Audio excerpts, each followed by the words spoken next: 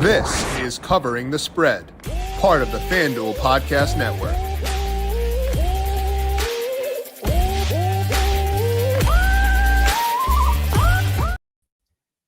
After a banger of a kickoff last night to week number 10 with the Bengals and the Ravens shooting out in meaningful expectations, pretty pumped about the rest of this week 10 NFL slate and some pretty enticing options from a prop betting perspective. And that is our job today, to break down top props at FanDuel Sportsbook by talking to Aidan Cotter and picking his brain on some yardage props he likes. We'll talk about the return of Christian McCaffrey. We're going to break down how much do matchups matter for wide receivers, and we'll talk about touchdown picks and a same-game parlay Aidan likes for week number 10. Welcome on into Covering the Spread, a FanDuel Research podcast. My name is JimSannes. I am a managing editor of FanDuel Research, joined here as mentioned by Aidan Cotter. You can find him on X at AidanCotterFD. Find his work over at FanDuel Research, where he is a writer for us. Aidan, we are on to week number 10, coming off a fantastic game last night. How you doing today? Yeah, I'm doing pretty good, Jim. Like you said, last night was awesome. And it was funny because I missed most of the first half, and I got home and was like, oh, this is kind of a stinker of a game. Right. And then it obviously turned into whatever the second half was. But yeah, hoping we can carry some of that offense over into Sunday and Monday.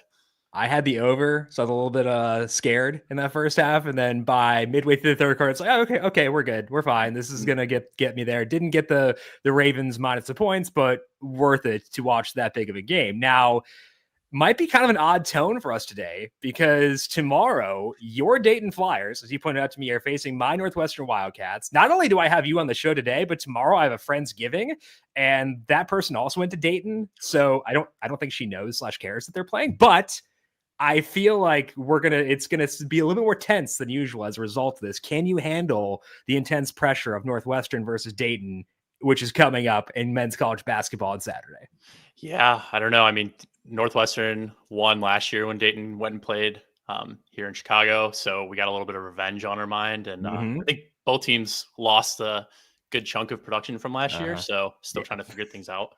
Should be fun though. I'm glad you got your Northwestern hat on. I got my crew neck on right here, so we got some opposing sides here.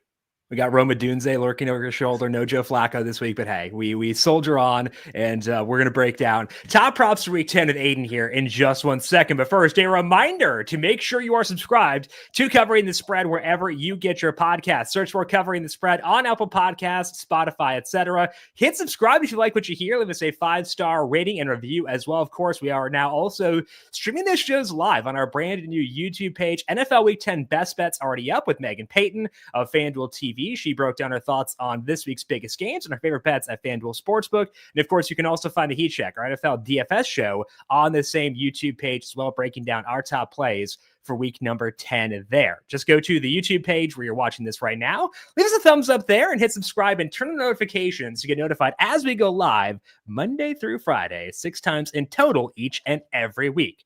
The NBA is back, and FanDuel, America's #1 sportsbook, wants you to catch all the action. And right now, FanDuel's giving everyone 3 months of NBA League Pass. And all you have to do to catch every tip-off and buzzer beater is place any $5 bet on the NBA to get 3 months of NBA League Pass, courtesy of FanDuel. Make every moment more with FanDuel, official sportsbook partner of the NBA. Must be 21 plus and present in select states. For Kansas, an affiliation with Kansas Star Casino, or 18 plus and present in DC. After a 3-month free trial, the full price of League Pass will be automatically charged monthly. Cancel anytime, no refunds. Terms, restrictions, and embargoes apply. Limit 1 pass per customer. See terms at sportsbook.fanduel.com. Gambling problem?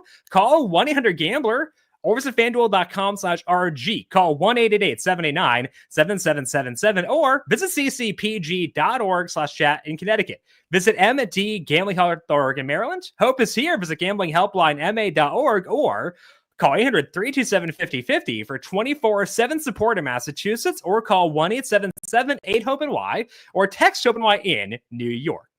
Now, Aidan, let's begin things by talking about the return of Christian McCaffrey. McCaffrey sounds like he'll be back this week officially for the San Francisco 49ers taking on the Tampa Bay Buccaneers. And I want to take this more from like a top-down perspective and kind of dig into your process here, because we got a star player coming off of IR in a long absence.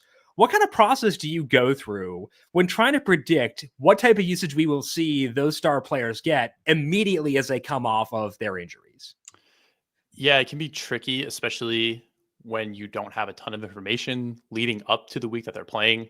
For McCaffrey, we've obviously known that he's been out all season, and so it's very good to get him back in the mix. I do question how much they're going to use him right off the bat, and that's how it normally is for these players that have been on IR for a long period of time. I think San Francisco not performing super well this year definitely helps the case for him getting more work early. I don't know. It's hard when with these star players. I definitely am looking. I'm really only looking to get involved in them like right off the bat if we're getting a discount. And from Yeah. what I've seen, I don't know if he has props up yet, but I saw his touchdown odds were like Yeah. I am not going to get there No. personally this week with that, but it is like you said, like from a process standpoint, it's like a case by case basis. A few weeks ago when Puka came off for that Thursday night game, I was messaging you beforehand, and I was Yeah. like, I want to get involved in this Puka because his line was at like 28.5 or something, Yeah. and ended up like going for one of his all overs for 50 plus yards, and obviously he had a great game. And that is where I think we can get value in those players that are fresh coming off IR and playing in their first game, but man, it's really hard to like get behind him at minus 270 when you don't know exactly how much work he's going to get. But then at the Right. same time, like he's probably going to score 2 touchdowns in the first quarter, and this is going to fix Philly. But for the most part, I think just paying attention to who's in the know. So like paying attention to the reporting and Right. seeing Right. how the coach speak is going in the week leading up is definitely how we can start to get like a feel for how much involvement they're actually going to get right off the bat. I think you mentioned a key thing there is kind of knowing which reporters are really keyed into that specific team and kind of identifying like, okay, what are they saying? What's their vibe around this player as they come back off of injury? What can we expect there? Other key thing, and this is a change we've had in the past couple of years, is when players are designated to return but not activated yet, they still get listed on the injury report. So we can actually see if they're full in practice. Like McCaffrey's been limited. And so it's like, okay, we got to have to proceed with caution there. But sometimes you will get players who have been on IR and they'll be full in practice. Like TJ Hawkinson, for 3 weeks before he was activated, he was full in practice every single day. Didn't come back to a full role, but did come back to a decent role for the Vikings. I think that actually leaning on those practice reports can be a nice help too, to kind of identify, okay, what's the status looking like? Are they getting full reps? And with McCaffrey, not quite there yet. So minus 270, also pretty tough to stomach for me. So maybe not buying to McCaffrey. Yep, I think that overall process of buying to beat reporters what they're saying and looking at practice reports are two keys to doing that. Now, other key coming into this week is the Chiefs, because DeAndre Hopkins had phenomenal usage in week number 9 in that game against the Buccaneers. But now he's facing Patrick Surtain II. You write a weekly wide receiver cornerback piece for us over at FanDuel Research, a very fun read, if I do say so, if I could say that personally.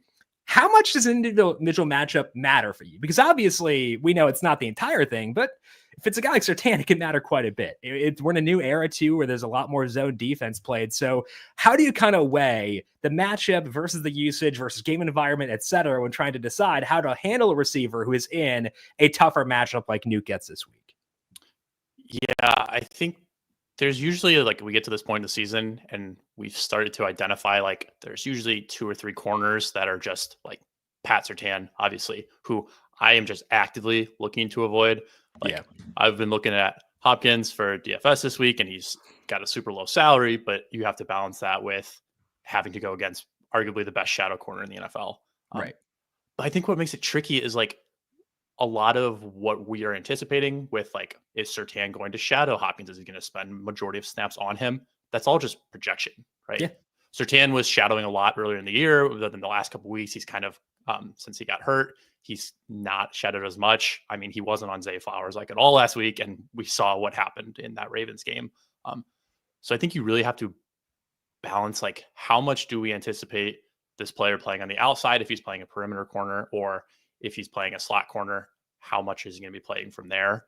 And then also looking at like how much do these teams actually play man and zone, right? I mean, the Indianapolis Colts don't have a shutdown corner. Kenny Moore's pretty good in the slot, but they don't really have a shutdown perimeter corner. But at the same time, like they play a zone defense. So even if they did, how much would that really make an impact versus a team like, I don't know, I guess the Broncos do play a good amount of man, right? So you kind of have to balance that. I think probably the most under-discussed part of like these individual matchups, especially when they're tougher matchups, is how it impacts the rest of the team and the rest of the game environment. So like the Saints were a really good example of that up until this last week because they had Marcus Lattimore on one side, and he is still one of the better corners in the NFL. But then when you looked at like Paulson Adebo on the opposite side, like was near the top of the list in yards allowed and targets allowed. And so you see when teams are playing defenses that have that lockdown corner, they're going to funnel a lot of their stuff the opposite direction because I don't want to throw the ball anywhere near Marcus Lattimore or Pat Surtain. So I think just trying to balance that, like maybe not act outright avoiding these top corners, but looking to attack the game from a different angle. And then when we do get advantageous matchups, definitely trying to hammer that and trying to attack those players and offenses. Yeah. That you're talking about the Lattimore one. We saw Chris Godwin go bananas in that game when Mike Evans was facing Marshall Lattimore as they always have. I remember when the Broncos are facing the Saints, we saw Lattimore and Cortland Sutton squaring off quite a bit, and Troy Franklin had like 50 yards in that game, and Sutton I think had 0 targets in that one too. So you can see, like you said, the ripple effects there. I think the other thing that I like to put stock in is size, as weird as that is. Like last week you mentioned the Zay Flowers thing. Patrick Surtain's huge, and he's fast too, but he's huge. And it's like, that's not going to be the guy that you're going to, put up on Zay.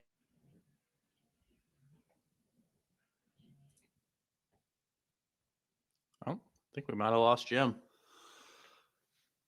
I think what he was kind of getting at there was we have to like think kind of like a defensive coordinator, right? So we want to be looking at how do we project these teams to actually match up one-on-one. And so like this week with Pat Surtain, Surtain's big, like Jim just said, but then DeAndre Hopkins is also a pretty good size receiver. And he has played a little more slot since he got traded to the Chiefs. But again, it's a small sample and he's still playing out wide a majority of the time. And so like in this specific matchup, I don't think, Jim's back. Now, I dipped out there for a second.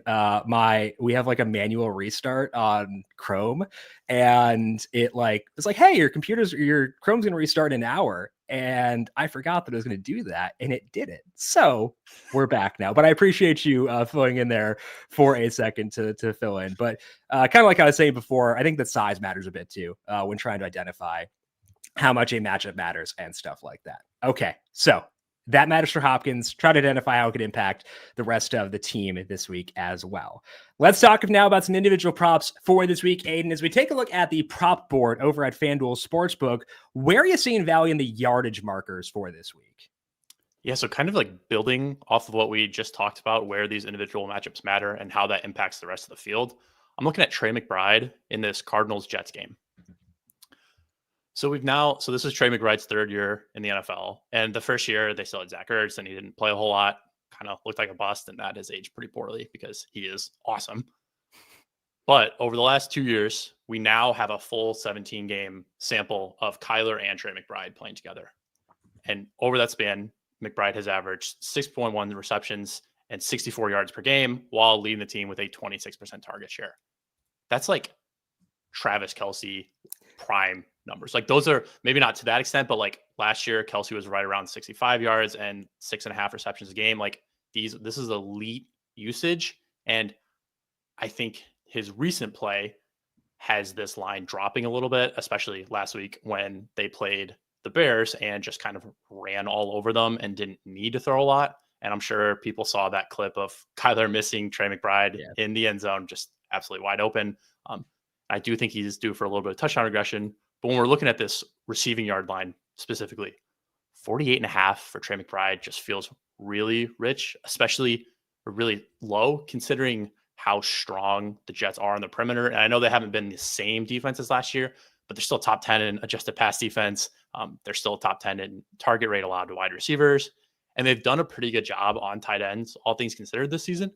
But this is a situation where I definitely trust their corners more than their linebackers and their safeties. And I do feel like this is a matchup where Trey McBride is going to be featured heavily, especially with how inconsistent Marvin Harrison Jr.'s usage has been. And when you look at McBride's season, like this isn't like he's been struggling to go over this line. Like he's gone over this line in 5 of 8 games. And so this is something where I just think he's going to get fed the ball a decent amount, and it's expected to be a pretty back and forth game. It's got a decent total and a tight spread. And so I think we're going to see the Cardinals lean on McBride a little bit more here.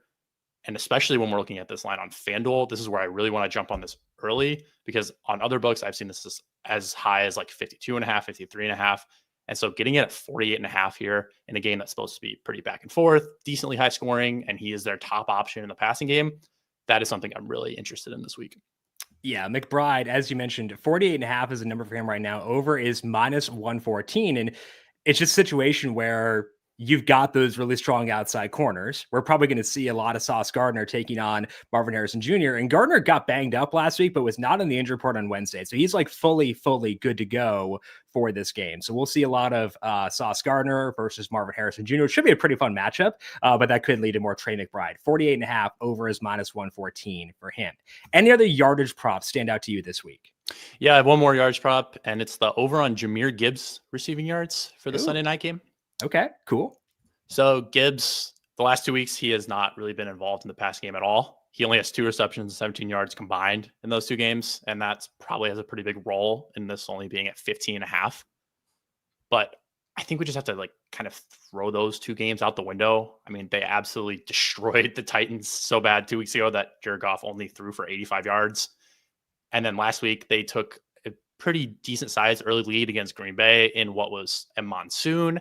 And then Gibbs got a little banged up in the third quarter, and we barely saw him the rest of the game. But he's not even on the injury report this week, so I don't think we need to downgrade him, especially with this game against the Texans being indoors.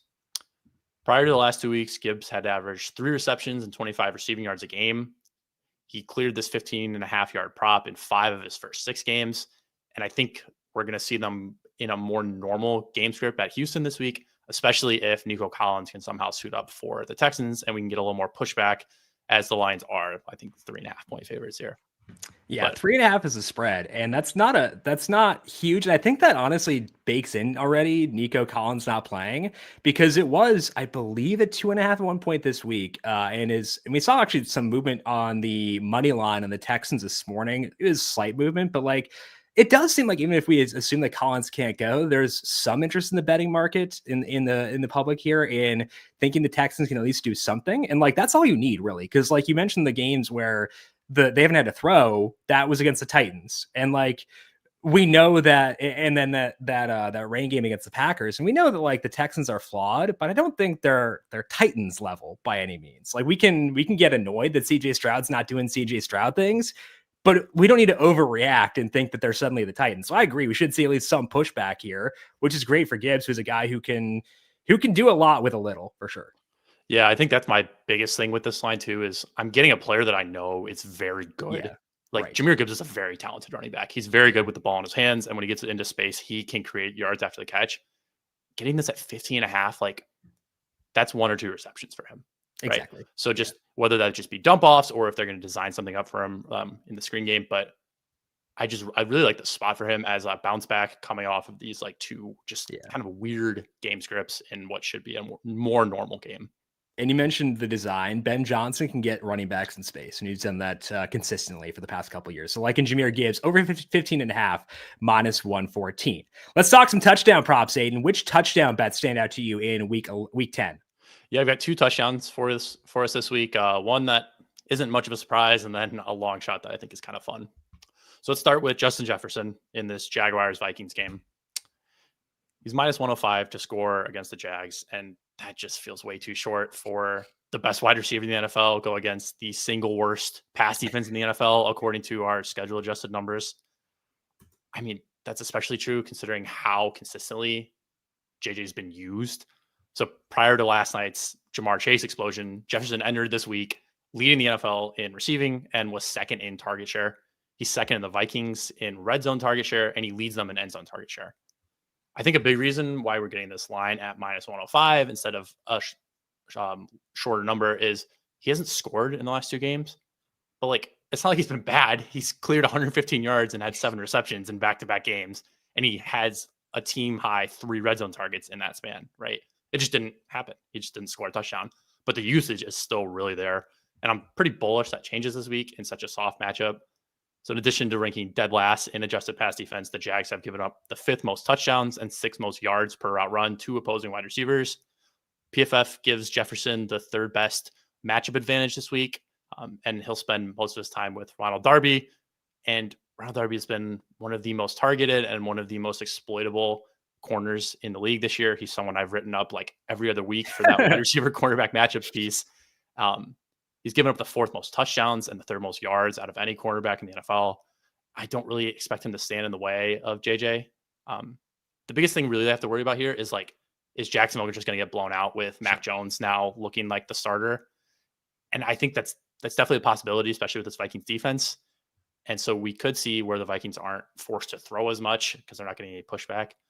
But Minnesota's a team that's going to throw kind of regardless of the score. They're 4th in pass rate over expectation. They're, I believe, 12th in just raw pass rate. And so they're kind of just throwing regardless of what the score is. And I'm not really worried about this getting too out of hand for Jefferson. And I think he could probably play a big part in why the game would get out of hand. So getting this at minus 105 is just really good value for me for, again, the premier wide receiver in the NFL against the worst pass defense in the NFL. An important point to consider that All Ball brings up on YouTube is that Jefferson saw what Jamar Chase did last night, and he has to show out because, former teammates, LSU narrative, Justin Jefferson can't let Jamar Chase show him up. So I think that that's the most important factor here. Matchups aside, usage aside, the fact that Jefferson is good at football aside, it's the LSU narrative. He's got to show up Jamar Chase. But that is Justin Jefferson minus 105 for the Vikings against the Jaguars. You mentioned a fun one too. I think Jefferson's pretty fun personally. I think that's fun too. I'm curious what you're alluding to when you say a more interesting prop here. Yeah, just from a odds perspective. So I'm looking at this Saints Falcons game. If you scroll way down in the touchdown score tab, eventually you'll stumble upon Foster Moreau at plus 800. So keep in mind, this is a Saints team that is not only down both of their top 2 wideouts in Rashid Shaheed, and I'm assuming Chris Olave, he hasn't practiced. This is like his 5th concussion in the last 3 years. I would be shocked if he plays. But they're only 3.5-point dogs at home against Atlanta. And so they're expected to keep things close in what has a pretty modest total, 46.5. And so they have this 21.5-point implied total, which isn't great, but it's also not a deal breaker, right? If we're assuming the Saints score like 2 touchdowns, obviously like Alvin Kamara and Taysom Hill are going to be the top candidates to score, and that's reflected in their odds. But after that, things are just really wide open, especially in the passing game, except when you actually just look at their usage, and I don't think it's as wide open as we think. There's like a pretty clear tertiary option in the red zone, and that's Foster Moreau. He has the highest red zone target share among healthy Saints pass catchers and the highest end zone target share on the season, even if you throw in Olave and Shaheed. He's already caught 3 touchdowns this season, including 1 last week. And while his overall target share isn't great, he's on the field a ton. He's 2nd among healthy Saints skill position players in snap rate on the year. And we've seen him jump to 2nd in route participation over the last 2 weeks. And yet he's plus 800 to score. And like the Falcons are a pretty neutral matchup for tight ends. Like they've given up a slightly higher target rate to the position compared to the league average, but they're just 20 in adjusted pass defense overall. And while they've only given up 2 tight end touchdowns this season, they have given up the 5th most passing touchdowns overall. And so I don't want to get too stuck in the mud with like these wide receiver versus tight end splits. We know you can score on the Falcons secondary.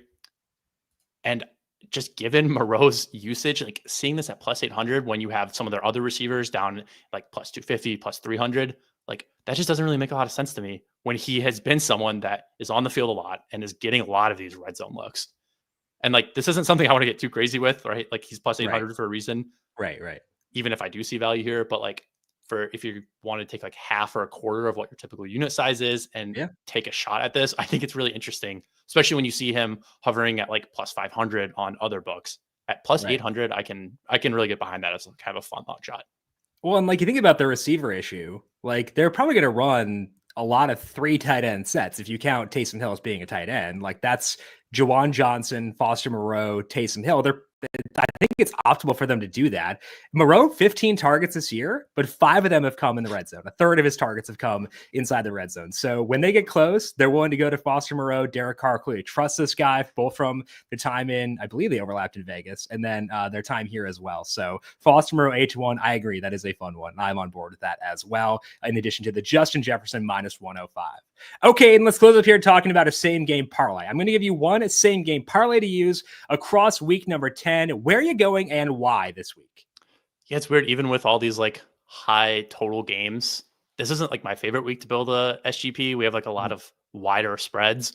So I think you really have to like think about how you think some of these games are going to go and like, where am I most confident that I can predict this game environment? And so I'm looking at the Chargers Titans game. So let's start with Chargers minus 7.5. Number Fire has this game closer to 8.5, and I'm inclined to agree with the model here.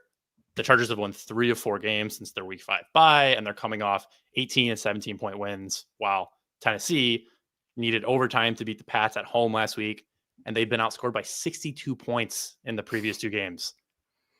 We're seeing the Chargers really start to roll as Harbaugh gets more comfortable and as the offense starts to pick up. And so I don't really expect them to have much of an issue here at home.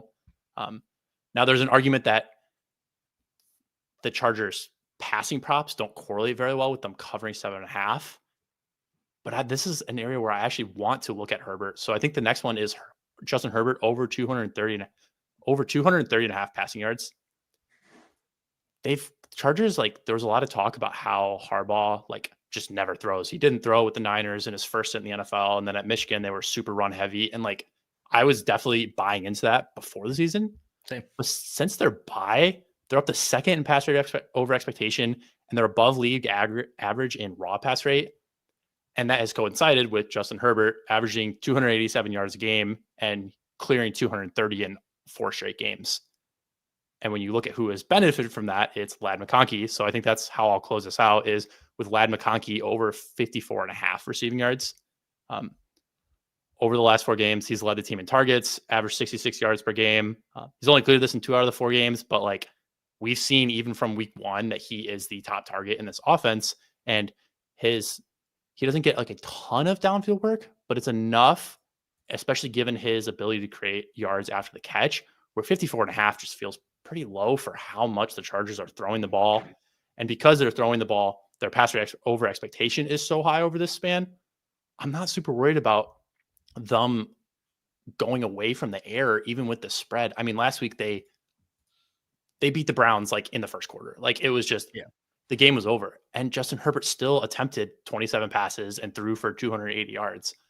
So I just think they're going to have their way with this Tennessee team. And so I can get up to like whatever it is, plus 408 for these 3 legs that I think all do correlate pretty well given how they've played.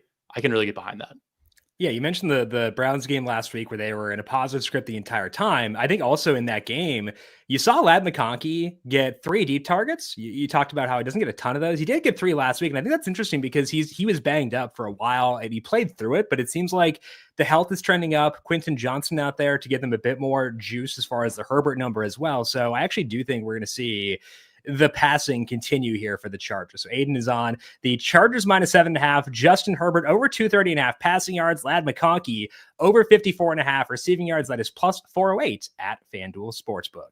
That is all that we have here for today and this week here on Covering the Spread. Again, don't forget to check out our other shows here, both on the Covering the Spread podcast feed and the YouTube page. NFL Week 10 Best Bets, Megan Payton, College Football Week 11 with Austin Swaim, and of course, the DFS show on the YouTube page as well with myself and Brandon Gadula. Aidan, appreciate the time as always. Good luck to you in week 10. Enjoy the football. Our rivalry will subside after the Saturday Dayton Northwestern game. We can be friends again after that, but appreciate you swinging by as always. Yeah, absolutely, Jim. Thanks for having me on, and go Flyers this weekend. Go Cats. You can find Aidan on X at AidanCotterFD. I am on X at JimSannes. You can find FanDuel Research on X at FanDuel Research. Big thank you to our YouTube producer, Justin Lane, for his work on the video side of things. Thank you, Justin, as always. And thanks to all of you for tuning in. Good luck with your Week 10 NFL bets, Week 11 college football. Enjoy your weekends. We'll talk to you once again Monday to get you ready for the Rams and the Dolphins. This has been Covering the Spread, a FanDuel Research podcast.